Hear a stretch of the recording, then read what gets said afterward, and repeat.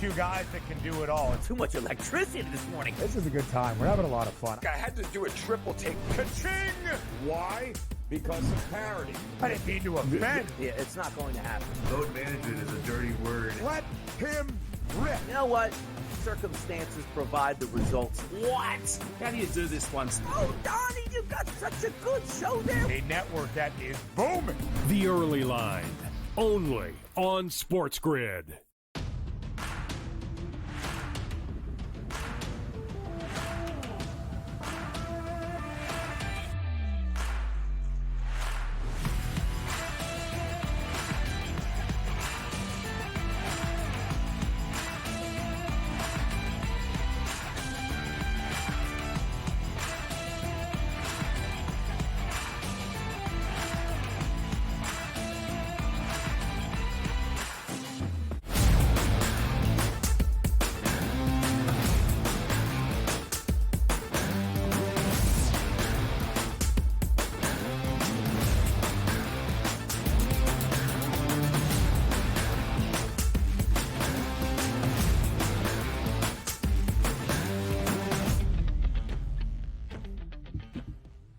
We welcome you to hour number 2 live right here on a Monday morning to kick off a new week on the Early Line. Not just a new week, but Super Bowl week. So live from New Orleans, let's not bury the lead, OK Dubs Kevin Walsh joins us here on TEL. And I promise we will get some of Kevin's thoughts in the early build-up to Super Bowl 59, where his Birds will face off against the Chiefs. But Kevin primarily joins us to recap the craziest weekend we have seen in the NBA in quite some time, with the blockbuster trades that we saw in the most shocking development perhaps in NBA history. So Kev, as always, thank you for your time. Thanks for joining us here live from the Big Easy. Listen, we had to make it happen in the most ironic fashion possible. During the NBA's Sky is Falling ratings season, they overtook the lead of the Super Bowl week. So, yeah, I don't know how they managed to do that. I guess they, out of nowhere, traded one of the 5 best players in the sport, probably before he even reached his prime, and nobody even knew it was a remote possibility. Kevin, first Sunday without an actual NFL game since Sunday, September 8th of 2024 in this season. And the NBA waited, about 12 minutes, a little bit after midnight, when we got the shocking news from Shams Charania that allowed all of us to look at our phones if we were still awake and say, what? Shams was hacked? This can't be real. For OK Dubs, though, let's peel back the curtain and display your Saturday night. A trip to Madison Square Garden to see LeBron James and the Lakers beat the Knicks outright as an underdog. You must have enjoyed that in the Big Apple, in the world's most famous arena. To come home, Kev, get ready for your flight to New Orleans the next day and see that news. What was your initial reaction to the tweet that Luka Doncic was being traded to the Lakers? Yeah, I mean, look, we'll peel it back the whole way. I'm very glad that the AD jersey was a little snug on the hips, so I didn't wear that to the game actually itself. We drove back to Queens, so you can imagine I'm running around the house. Connor, you believe this? It was shock, and it was just constantly refreshing to understand it. Because the thing is, I think whether you reached a conclusion on your own or just through seeing everybody else's reaction, it was hard not to pretty quickly go, "Oh, I guess he was hacked." It was the predominant thought for everybody that this was not real.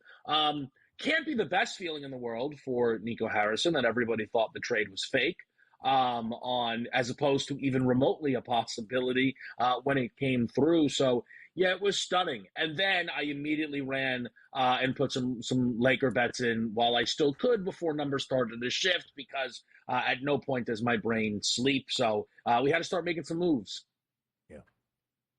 Yeah, I'm still laughing at this because I thought it was a fake account myself. And I'm like, oh, we're being punked at midnight. This is great. But play it for me, Kev, here. Luka comes back from the calf injuries on the court with LeBron. What does this Lakers team look like to you? Yeah, I think they immediately become one of the most dangerous teams in basketball. It's very interesting. I don't know how many times we have to do this. Joe, you will know it well from the Heat days. LeBron and Wade, I don't know. I mean, these guys both need the ball. I'm not sure they can be, oh, they made the finals every year? Or they made the finals every single year. Now, this is not Miami LeBron, but in terms of on-court fit, how are we still doing this? They did the on-court fit thing when he went to Cleveland to play with Kyrie, but people will pretend this didn't happen. They did the on-court fit thing when he was playing with Anthony Davis. Every time LeBron is next to someone new, we go, I don't know if this is going to work, and it's completely bizarre. So that aspect of it will be more than fine. Yes, they need to sharpen up the edges of the roster, but for what I believe is the actual first time in LeBron's career, he's not the best player on his team. The Lakers and LeBron tried to will that into existence with AD being the lead guy.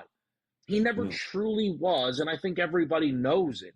Luka is better right now than LeBron James, which means LeBron's the second best player on a team. That's incredibly dangerous. We'll continue to talk about that Lakers outlook in just a little bit. But, Kev, when you saw not only that this trade was real, and Shams Charania then had to back that up and say, no, this is not fake, this is real, but what the trade details were, in return to Dallas, Anthony Davis, second team All-NBA a year ago, having a great All-Star year this season in L.A., the promising young prospect in Max Christie, but only a single first-round pick. What did you make of the actual components of this blockbuster trade? So I think the thing that is, I want to clarify, I don't agree with the Mavs' evaluation of Luka or even Anthony Davis, respectfully. But they didn't want multiple firsts. They could have had, everybody thought like, oh, they could have had this. They didn't want any of that. They wanted Anthony Davis. I believe they traded for AD as much as they traded Luka, if that makes sense. They felt that getting Anthony Davis back was incredibly important. I don't think, if you talk about best players in terms of trade value, AD is inside that top 10. I do think he's inside that top 20.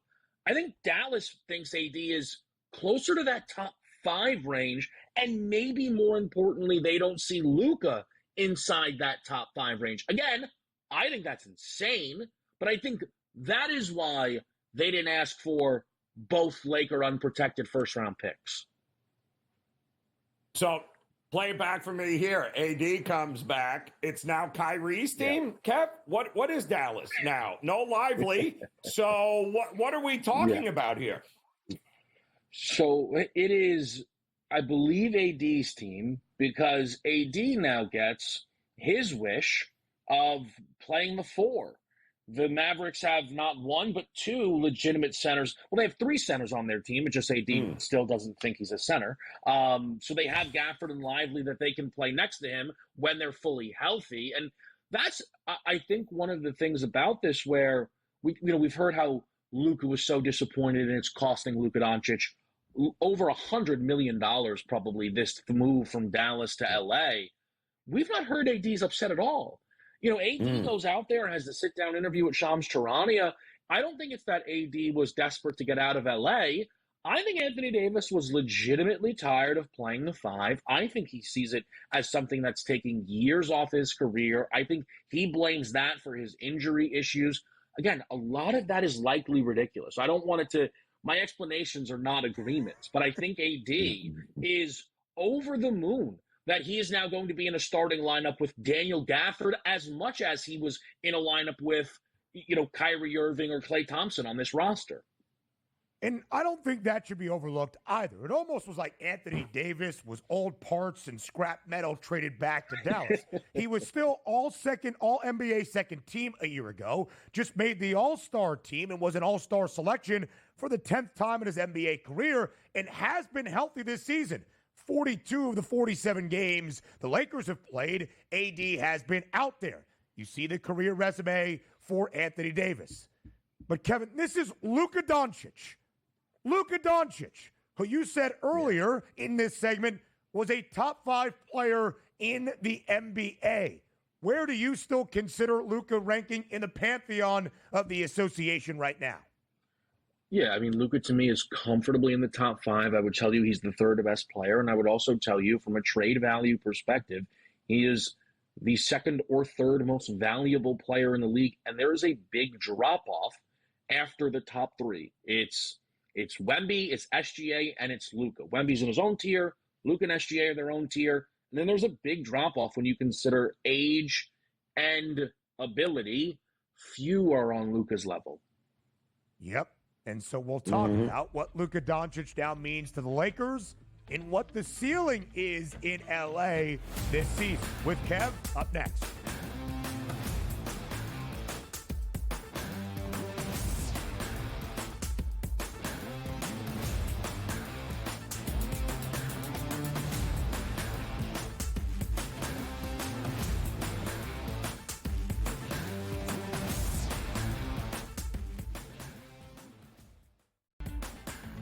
You want me to solve all this tush-push and fourth down malarkey that goes on with the officials? Here's a crazy idea. Get rid of the worst rule in the NFL, and that is forward progress. How about this? Where I knock your ass in the ground is where the ball goes, period. Let's end this whole conversation. Like, if I drop you back 4 yards, then you lost 4 yards. If we get rid of forward progress, this tush-push and everything else is taken care of. Where I put your tail on the ground is where the ball goes. End of conversation. It's the dumbest rule and the most arbitrary rule. The only thing that is a worse call in the NFL than forward progress is the punt that goes out of bounds when you watch the official walk down the sideline having absolutely no clue where that ball crossed over. All I can think of is that Price is Right game go do-de-do-de-do, do-de-do-de-do, as he's walking down the sideline, arbitrarily trying to figure out where the ball crossed over because he's got no clue. The Early Line, only on SportsGrid. But is it just a matter of his contract, his age? I mean, usually things like this get fixed pretty quickly, but this one is not fixed, and now it's just super uncomfortable. The opportunity or the idea of getting another team involved adds more complication to the situation, and it doesn't seem like a resolution is anywhere in sight, but the more suspensions come in, the more it's clear that the saga is over, or his time there is over. Newswire, only on SportsGrid.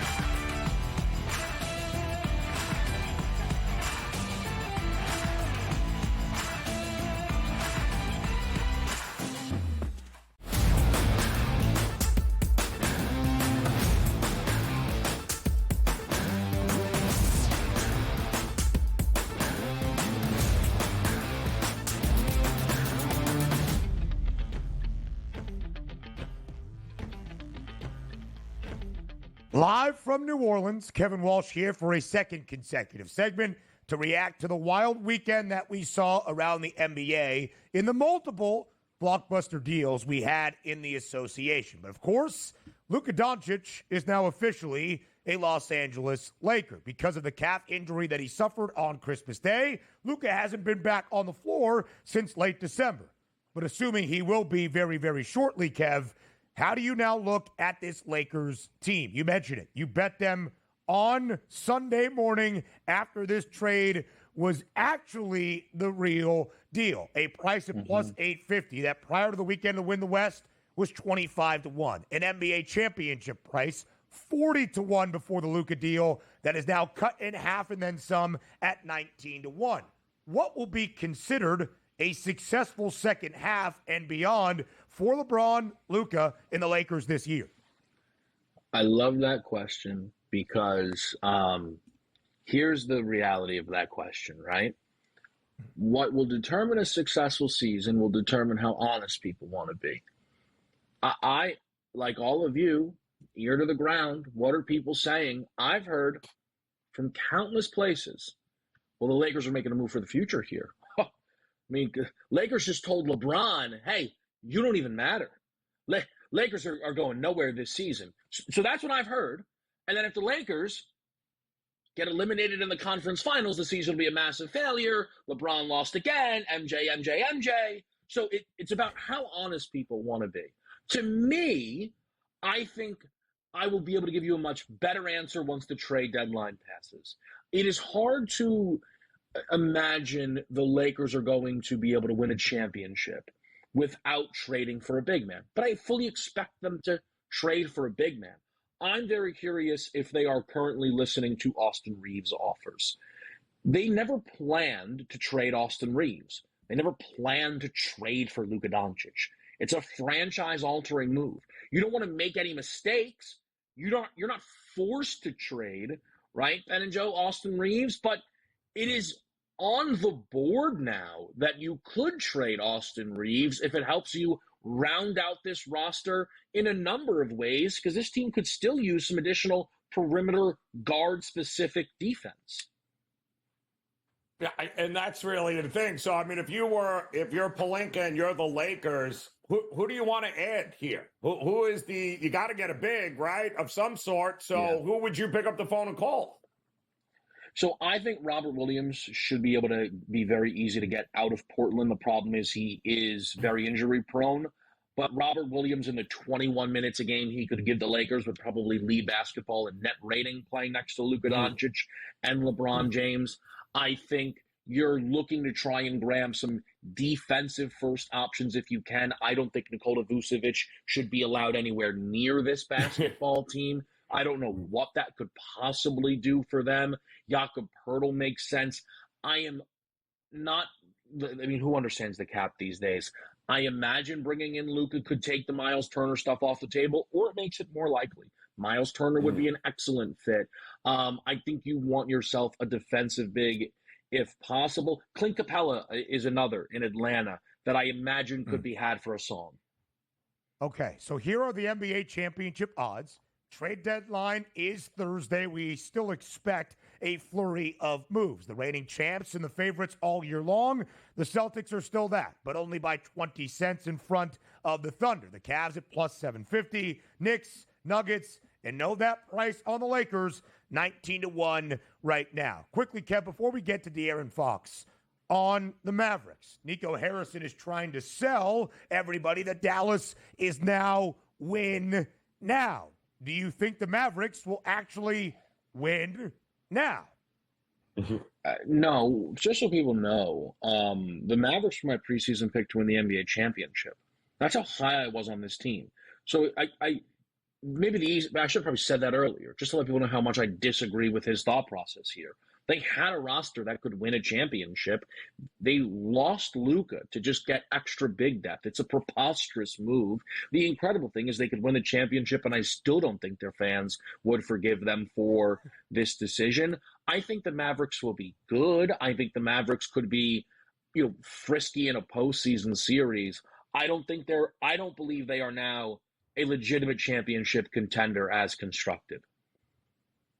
What is the ceiling now, Kev, for San Antonio that landed a pretty big piece yesterday? And once again, I don't know what the hell the Bulls are doing, but San Antonio seems to know what they're doing, Kev. Look, Bulls are along for the ride. I won't disagree there. I don't really know what Sacramento's doing, though, of being like, can we get LaVine and DeMar back together? It's like, no, why would you ever do that? My thing is, I'm annoyed about this for everyone involved. Fox is a good player. He's all-star caliber. He and Wemby is an excellent pairing. I don't understand why San Antonio needed to do this now. I know they didn't have to give up all that much, but was Fox going to refuse to go there if they didn't trade for him this moment? Was Fox going to refuse to sign there? They are not contenders with this move this season. So then what was the rush? That was my only thing about it. I think, the pairing works really well, but it's not as if De'Aaron Fox has this huge resume of like, oh, Wemby plus Fox makes you a contender. The whole thing is Wemby makes you a contender. So I don't know why the Spurs would even limit themselves in terms of options. I think Trae Young was a better fit to play next to Wemby, and they could have had him for probably just as much. this offseason. I know some will disagree, but they showed patience in the offseason. Fox was like, hey, I'd love to come over, and then they canceled and made room for that when I don't think they really needed to. A lot of picks dealt back to Sacramento. They get 3 first-rounders, 3 second-rounders. The Bulls get back their own 2025 first-round pick from San Antonio. But, yeah, it's really a focus on Victor Wembanyama making his first All-Star game this year alongside De'Aaron Fox, who has been in the NBA now for an 8th season, only an All-Star once. Talented, but where does this really elevate a Spurs team that is currently 4 games below 500 at 21-25? Kevin's live in New Orleans. It is, in fact, Super Bowl week. Some thoughts on Super Bowl 59 next.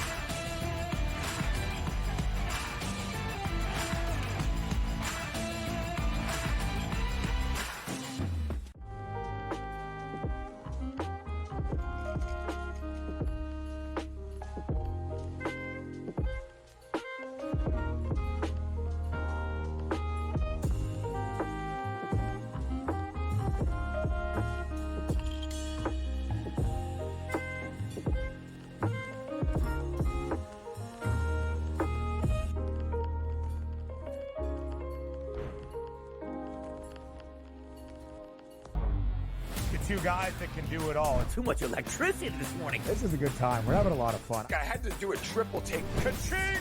Why?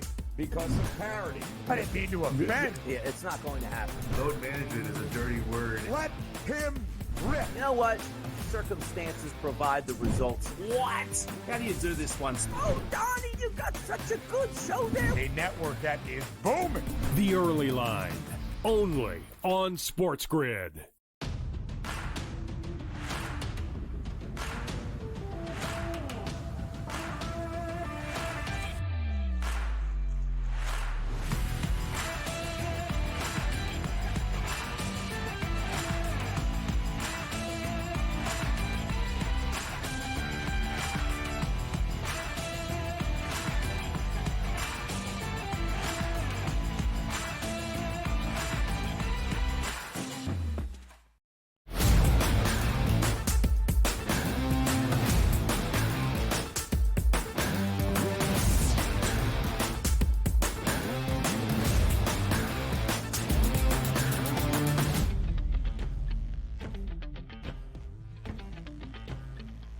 Super Bowl week in the Big Easy for the biggest sporting event each and every year, the biggest game of every NFL season. It is Super Bowl 59 that features Kevin Walsh's Birds, but the most unbiased man in sports media will break it down as is necessary in the Kansas City Chiefs as well. Kev, KC, a slight 1.5 favorite, minus 126 on the money line as we are here on this Monday morning, officially now in Super Bowl week. Total remains at 48.5. You are boots on the ground in the Big Easy. You will be hearing from so many different perspectives getting ready for Super Bowl 59 in these coming days. But as you look at those numbers, where do you expect these odds to move, if at all, by the time we get to Super Bowl Sunday, now just 6 days out?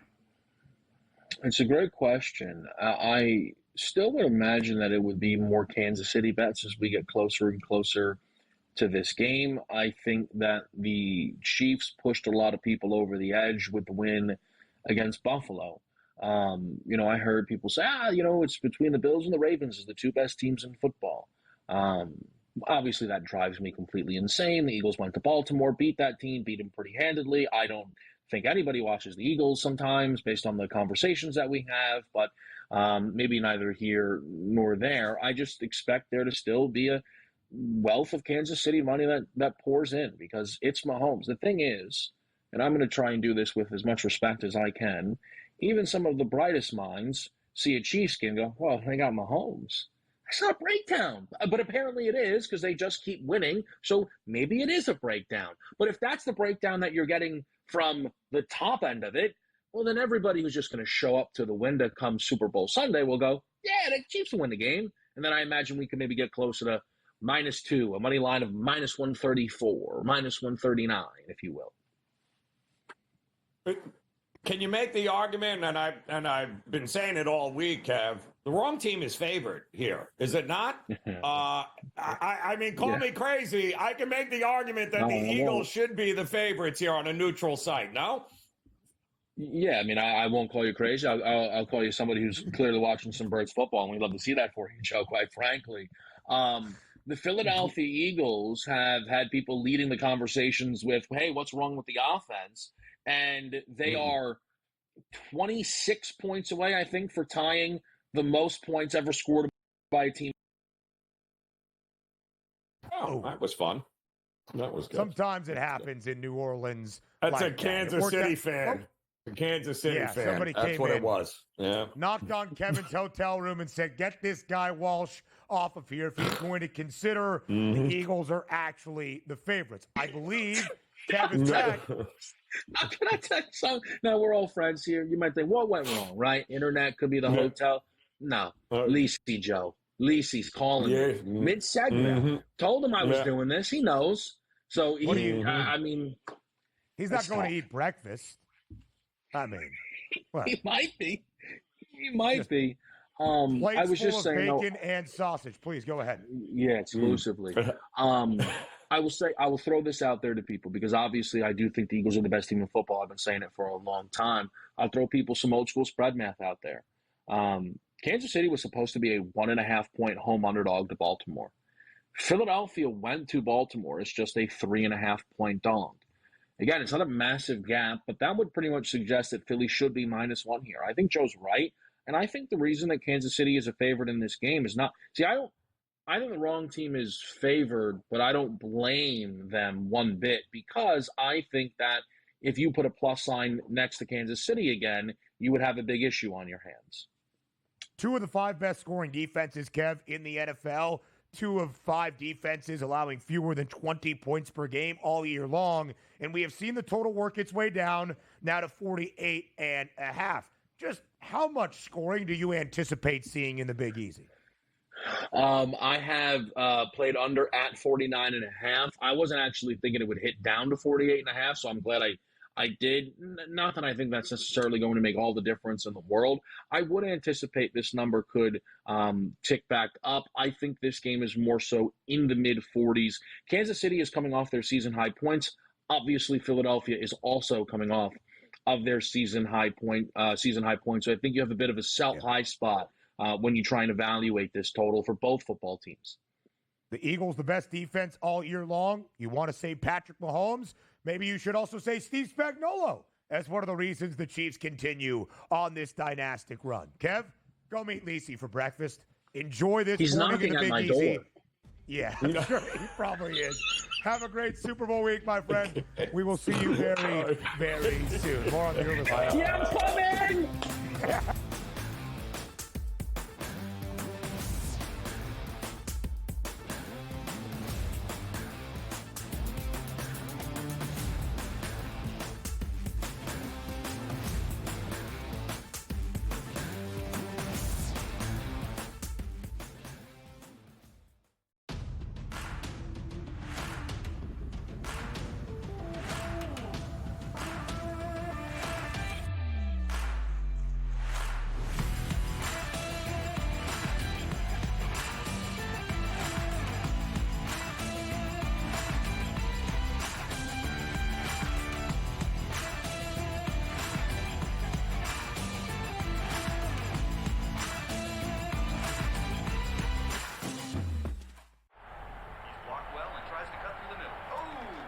Your gut says Miami is going to win, and you should take the over. Your gut also said your NFT selfies would only go up in value. They didn't. But your head is on SportsGrid and knows the QB is in concussion protocol. The backup has a 45 QBR against the zone coverage. The New York D has the most sacks in the league. So yeah, trust your head. It's smarter to be on SportsGrid. The two guys that can do it all. Too much electricity this morning. This is a good time. We're having a lot of fun. I had to do a triple take. Ka-ching! Why? Because of parity. I didn't mean to offend. Yeah, it's not going to happen. Load management is a dirty word. Let him rip. You know what? Circumstances provide the results. What? How do you do this once? Oh, Donnie, you got such a good show there. A network that is booming. The Early Line, only on SportsGrid.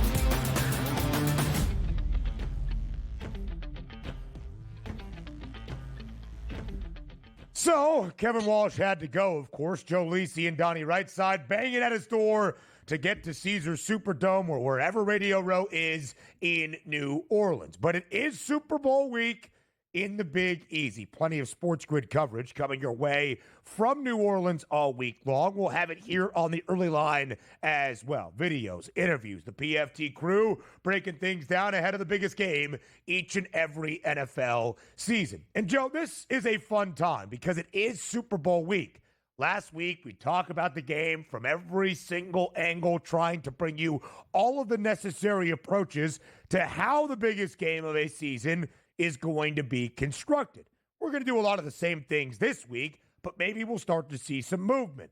It is actually a game week. We are going to get more practice reports. How healthy are these two sides entering Super Bowl 59? So, it is the start of Super Bowl week, and here are the numbers once again. Kansas City remains a 1.5 favorite, minus 126 at the money line. It's been as low as minus 124. That's 2 pennies. It's been as high as minus 130 in favor of Kansas City. We have basically fluctuated in this nickel or dime sense on the money line for the last week. Total still 48.5, where it dropped to late last week as well.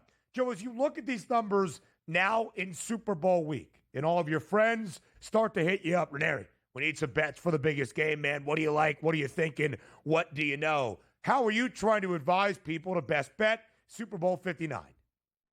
Well, I was making the case with Kevin there about I think maybe the wrong team is favored, but he's got a point as well, is that the books can't put a plus number next to the Chiefs. It won't be there very long. Let's face it here. The money will come rolling in on Kansas City if anybody sees Patrick Mahomes and Andy Reid as the dog. And let's not forget, they're the champs until somebody beats them. And forget about all they're going for history and nobody's ever won 3 in a row. Listen, they're here. They have an opportunity to make history here and cement themselves as one of the greatest franchises and one of the greatest runs in all of NFL history. And that is saying something in this day and age. However, this has not been the most talented Chiefs team. And while they do have an edge at quarterback because of Patrick Mahomes and even coaching with Spags and Andy Reid, they don't have the better offensive line. They don't have the better defense. And they don't have the better running game. In fact, they have no running game. And usually what happens in games like this, Ben, is that the one who has more checks next to their name regarding running, defense, offensive line, that's usually the team, Ben, that ends up coming out on top in these one-off situations here. And that's why I think, you can get a plus number right now at Philadelphia, and I think that's where all the value lies right now. Minus 124 now on the FanDuel Sportsbook, plus 106 on the other side for the Eagles. And, Joe, when you really start to compare these two teams, You go up and down the list. Coach, quarterback, running backs, skill positions, offensive line, defense as a whole. You really do make those check marks, those pro and con lists to compare these two teams, because you can see how tight the margin is to see who might hold those slight matchup advantages that could dictate the outcome. I don't think anybody is predicting this game to be lopsided, to decided by 2 touchdowns. I think we all think that on either side, it's going to be a one-possession game. It's going to probably be a field goal or a touchdown. More than likely, it comes down to the final few minutes of that fourth and final quarter of this NFL season. Now, we'll get back to comparing these two teams in just a moment. I do just want to mention the numbers because, Joe, at the end of Championship Sunday, when this line opened up for our Super Bowl 59 matchup, second time in the last 3 years, Chiefs and the Eagles, it was minus 130 on the money line. And around 57% of the bets, or 57% of the money, on the spread at 1.5 were backing Kansas City on the FanDuel Sportsbook. Around 54% of the bets on the spread were backing Kansas City on the FanDuel Sportsbook. Those numbers right now have dropped, not by 10 percentage points, but by a few. 54% of the money on the spread backing the Chiefs, only 51% of the bets. So just know that, because there might be the public sentiment. It's still Andy Reid and Patrick Mahomes, and they're looking for a third consecutive Super Bowl championship, so you have to bet the Chiefs. The public bets, or at least some of the bets that we are seeing in the overall quantity on FanDuel, are now starting to skew, at least in the last 5 to 7 days, on Philadelphia. And those numbers, Joe, will be important to pay attention to on our lovely sponsor, the FanDuel Sportsbook, in this 6-day stretch until Super Bowl Sunday. Because if they start to back the Eagles and the Chiefs remain the favorites, are those the odds makers telling us, hey, we just can't make KC a dog once again for a Super Bowl? Or is that the odds maker telling us, hey, Kansas City is actually the right and correctly favored side, despite the public starting to buy in to the Birds? All of these numbers in a game with this short of a margin have to be noted this week in the lead up to Super Bowl 59. Well, listen, I think if from a book perspective, Ben, my goal is to not have a ton of liability on one side or the other, right? True. Yeah, so this game, for many aspects, is a pick-em in people's minds. I don't think the line is going to move a whole lot one way or the other, simply because I believe there's going to be enough two-way action on this game. There usually is, unless this is some sort of big -4, -5, something over a field goal. But the reality is it's the two best teams left standing in the NFL. I think what you see is what you get.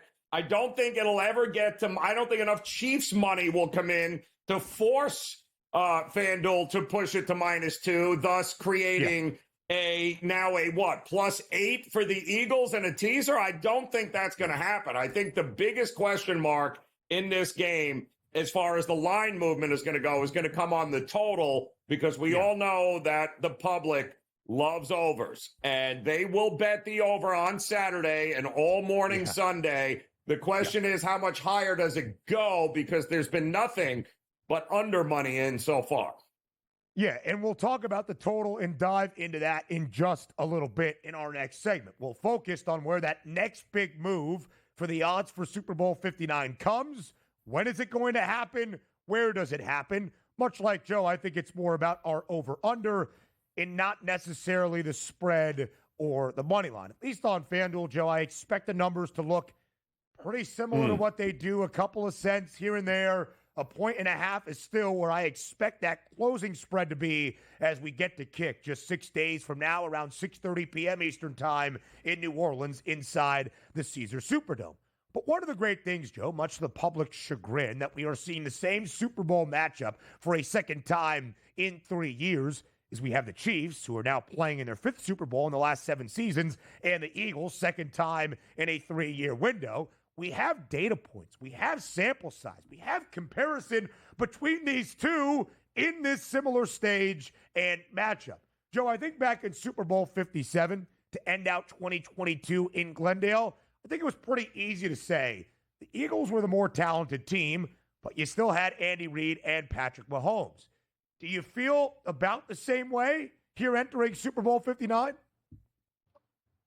Listen, the thing that worries me the most about the Chiefs is, and Philadelphia knows that if you're going to do this, you need to step on them. You need to make sure they can't come back here, Ben. This can't be a one-score game with 3 minutes left to go in a game and Mahomes has the ball. You just can't. So they are going to have the game of their life where they're going to put them down. They're going to make it so they can't come back. That's how you win this game if you're Philadelphia. And everybody around the NFL for the last 7 years that Mahomes has been the starter in KC has tried to figure out that blueprint. How do we beat the Chiefs? Does it mean scoring or a defensive stifling effort? We'll talk to total next.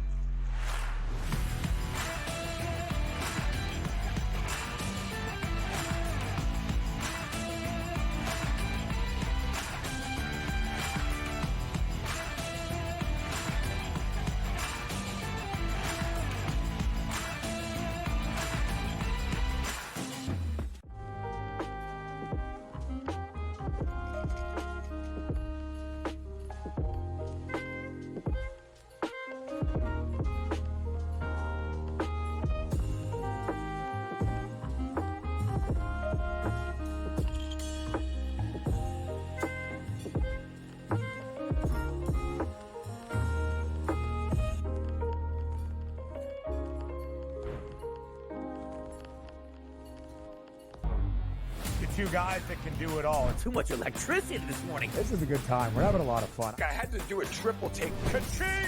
Why? Because of parity. I didn't mean to offend. Yeah, it's not going to happen. Load management is a dirty word. Let him rip. You know what? Circumstances provide the results. What? How do you do this one? Oh, Donnie, you've got such a good show there. A network that is booming. The Early Line, only on SportsGrid.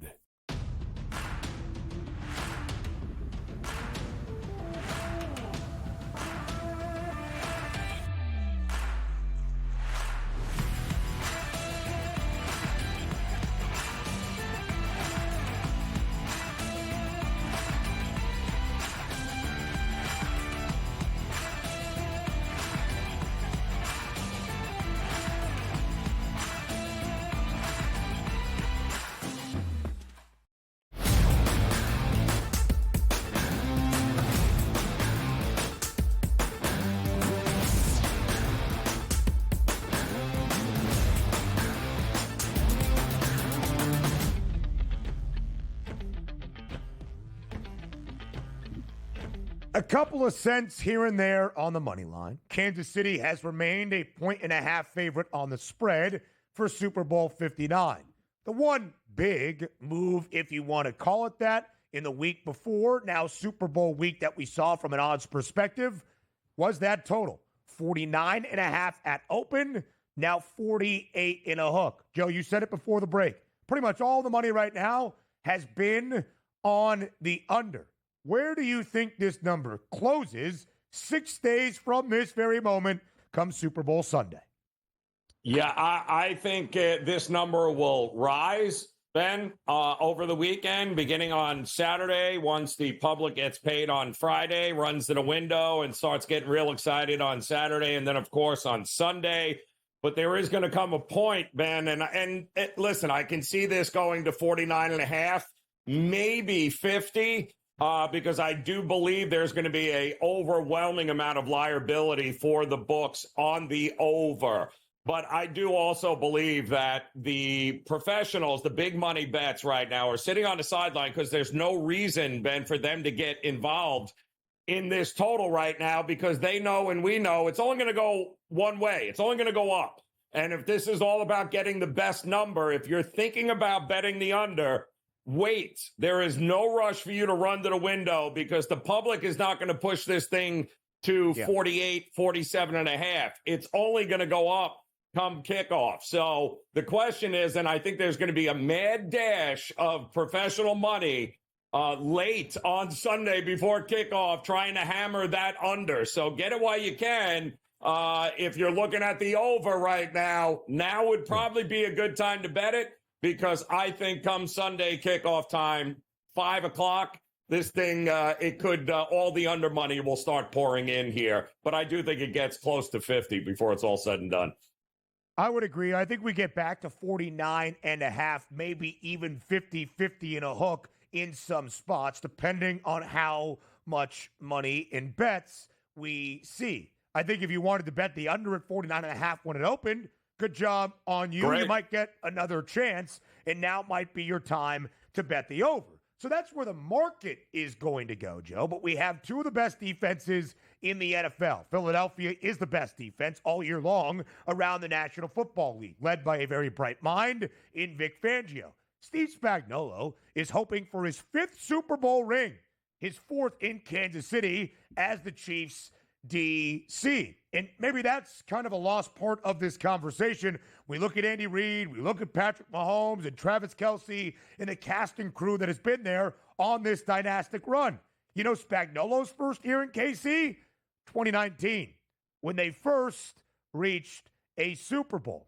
So, Joe, when we look at this Chiefs team, when we look at this Eagles team, there's a lot of talent on the offensive side of the ball. There is no doubt about it. But you could argue that both of these teams are here playing in a Super Bowl led by their defenses. So if the market ends up at 49.5 or 50, or if we even stay at 48 and a hook, what would you bet in terms of an over or an under for Super Bowl 59? I think it's going to be somewhere in between, then, to be completely honest with you. And don't forget, if you remember the last time these teams played, remember they exploded for points early in the game. I think it was 38 first half points. As you can see on there, the first half line, 24.5. There is no way I think we get over 24.5 points in the first half.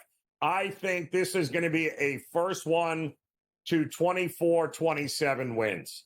I think that's where we're going. So I'm thinking 45 to 47 points is where this is ultimately going to be, somewhere in that ballpark there. All of it leads me to unders early and unders late, because as this game moves along, it's the question is, can the Eagles defense handle that, whatever you want to call it, X factor, mojo? Can they handle it in the third and fourth quarter? If they can, then they're going to milk that. They're going to outdo the Chiefs, who love to milk the clock in the second half and make sure you don't have a chance to get back. Philadelphia has been great at that all year long. Can they outdo what Kansas City loves to do to teams in the second half? I think they can. 5 of our last 6 Super Bowls have hit the under of what the pregame total was. The public probably squirms hearing such a thing. The only over in the last 6 seasons was Super Bowl 57 between the Eagles and the Chiefs. And we saw a ton of points, 38, 35, 73 combined points between the two teams over a total that closed around 51 and a hook. To Joe's point, we saw 38 points in the opening half. The Eagles had a 10-point lead, 24-14. The Chiefs rallied and won a single-score game, as they often do. Joe, I don't think we see 70-plus points this time. I'm not even sure we see 55-plus points this time around between KC and Philadelphia. But I don't think necessarily we also see 17-13 in a true defensive slugfest. I do think both teams will approach their team totals and get close to it, which means I don't think I have a great edge in betting the under. We'll find other areas, of course, to bet throughout Super Bowl week. Let me ask you one final question in terms of the total. Our next segment together, we'll compare those positions. We'll talk about the individuals and look at the updated numbers in the player prop categories. From the total perspective, Joe, can both teams win if the game trends to an over? can both teams win if the game stays under, or does that better suit, in either of those two scenarios, one of these two sides? Well, we certainly know that both of these teams are capable of winning slugfest as well as low-scoring affairs here, and I would not shock me. We know, unlike a couple of years ago, these are not the same offenses. They are built differently. For Philadelphia, it's all about Saquon Barkley and a running game. A couple of years ago, it was all about the explosive passing game. The interesting thing to me here is Kansas City has no running game, Ben. Zero. Nothing they can rely upon, which means dink and dunk is coming here. I think, I don't know that it favors either way, an under or an over. I think it's who makes the fewest mistakes. Let's talk about those edges in each and every category around those depth charts next.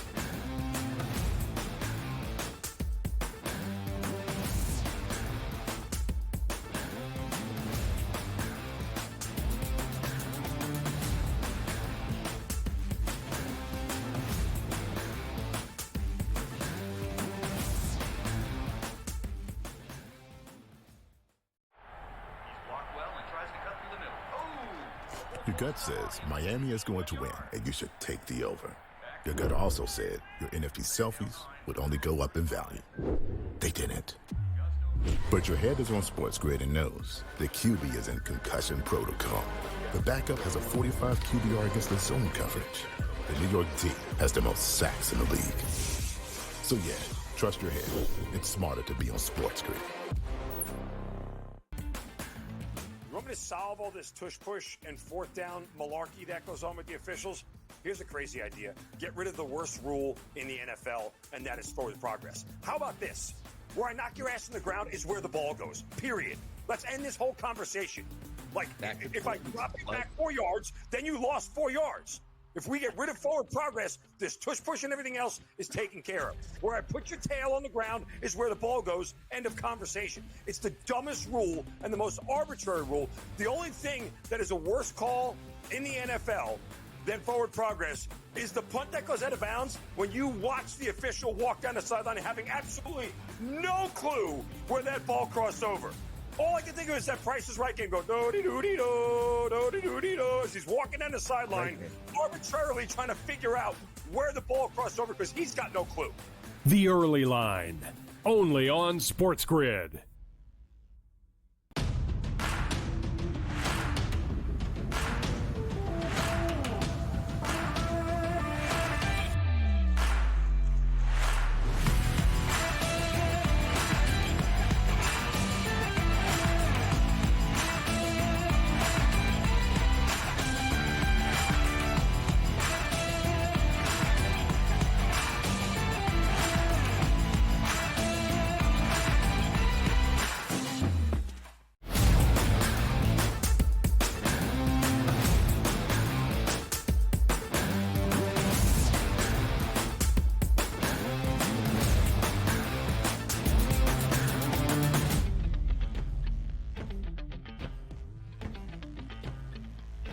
Super Bowl week live right here on the Early Line. Let's dive through the prop markets now, see where those numbers have shifted, if at all, and compare those position groups and the individuals that will dictate the outcome come Super Bowl Sunday, just 6 days away in New Orleans. Of course, Joe, we start at the quarterback position. I think it's pretty fair to say the Chiefs have that discernible edge in the quarterback spot based on pedigree and perhaps even present performance between Patrick Mahomes and Jalen Hurts. But in Super Bowl 57, despite Mahomes and the Chiefs coming out on top, it was Hurts that outdueled Mahomes and had a generational and historic performance. When you look at that QB comparison that we have for Super Bowl 59, where do you think those best bets might be, or where the advantages could be in terms of that matchup? Well, yeah, we talked about it earlier, Ben. We've got a couple of interesting things at play that correlate, right? Number one, if the Chiefs defense sells out to stop Saquon, if that's their priority is to anybody but Saquon, Well, then we're looking at a Jalen Hurts and passing game here that with A.J. Brown and Devontae Smith have to show up and they have to show out. Now, we did see for the first couple of playoff games, right? 11 of 18 is what A.J. Brown and Devonta Smith were. 11 catches, 18 attempts, just 100 yards combined. Different story, though, in that championship game, right? 10 of 12 for $141. If you think Saquon is going to be the focus of Kansas City defense, well, then Jalen Hurts has got to go over his passing yards. Wouldn't shock me if he goes over his rushing yards. And the passing TDs also play to the over. But if you think it's going to be, go ahead, Saquon, let's see if you can beat our front seven. And they are going to lock down those wide receivers and force Saquon Barkley to try to beat him single-handedly. Well, then a lot of those numbers, Ben, I'm not comfortable thinking Jalen Hurts is going over 210.5 yards. And conversely, Patrick Mahomes only runs in the Super Bowl, Ben. That's the bottom line. His rushing prop, 29.5. He's rushed for 44 in the last couple. Why? Yeah. Because he saves it all up for this game. He has no problem using his legs here, which makes that rushing prop also extremely profitable to me at 29.5 yards. And that's the number of these two QBs that has actually moved. It was 28.5 at open early last week, now up by a yard. Double-digit carries in 46 yards and multiple rushing touchdowns for Mahomes in that AFC Championship game against Buffalo. Last two times these two teams played, both quarterbacks utilizing their athleticism. Mahomes, 44 yards on the ground. Hurts was Philly's leading rusher, 15 carries for 70 yards. Doesn't have to be the leading rusher now. That is Saquon Barkley. And we know what the odds expectation is for the best running back in the National Football League. 21.5, his attempts prop. His rushing yards number slightly down from where it was last week. 112 and a hook, but still 110.5. Joe, what do you think that KC defensive mentality is going to be? And can they actually slow down Saquon or at least hope to contain him? I think they just hold. I don't think they're going to sell out to stop him. I think what they want is to make sure he's not busting off the 65, 70, 75-yard untouched touchdown runs on basic handoffs and basic stretch plays. I think that's what the Chiefs' focus is going to be. And don't forget, the Chiefs have gone 18 straight games without allowing a 100-yard rusher. So something has got to give in this game. I don't know that they're going to have to do anything more. That's how they're built. You don't rush for 100 yards against this team, mostly because you're trailing and you don't have much of a choice but to throw the ball. So I don't know that they're going to do anything extra outside of making sure he doesn't bust a big one for 70, 75, 80-yard touchdowns to the house. Which is basically what he has done each and every game, each and every week for Philadelphia. 7 60-plus yard rushing touchdowns this year for Barkley. The most we have ever seen in a single season. What? Keep in mind, Sunday is Barkley's birthday. Just saying. It is. Yeah. And Cooper the Gene for what it's worth. Yes, Saquon exactly. Barkley, a better price than Jalen Hurts to win Super Bowl 59 MVP. Maybe to celebrate his B-Day, not only with a Lombardi, but an MVP award as well. Mahomes still remains the favorite. Hour number 3, our third and final. Up next.